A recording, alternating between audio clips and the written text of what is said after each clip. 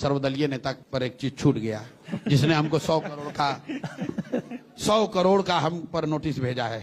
चलिए माना तो उस आदमी की, मान तो लिया कि उसका 100 करोड़ का है, झाल बजाने वाला सर्वदलीय नेता किसी इंटरव्यू में जवाब दे रहे थे, शायद आप ही यहीं पे दे रहे थे।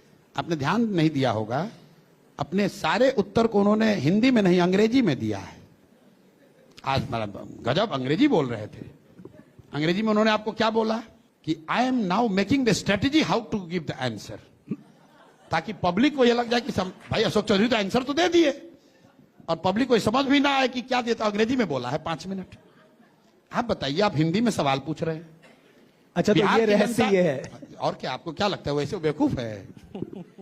भाई बिहार की जनता हिंदी बोलती है ज्यादा, आप हिंदी में सवाल पूछे, हम आपको फ्रेंच में उत्तर देने लगे।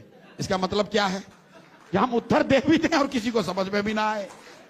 आपने ध्यान नहीं दिया, हमने ध्यान दिया कि भाई आज अशोक चौधरी अचानक से अंग्रेजी में बोल रहा है। वाह, या तो ये दिखाना चाहते हैं कि बहुत पढ़े लिखे हैं, क्योंकि पढ़ाई की चर्चा शुरू हो गई है बिहार में, नेताओं की चर्चा हो रही है कि भाई कितना पढ़े लिखे हो। तो उसका मूल तत्व, क्योंकि उस 5 मिनट में उस आदमी ने यह नहीं बताया कि उसने बेनामी संपत्ति खरीदी है कि नहीं, उसने ये नहीं बताया कि 200 करोड़ रुपए का इल्जाम सही है कि गलत। वो कह रहा हम क्यों जवाब दें, why should I answer, let me strategize, I am making the strategy how to answer. अब लोग सोचे कि भाई बहुत बड़ा उत्तर दे दिया, और आप भी उसको काउंटर नहीं कर रहे।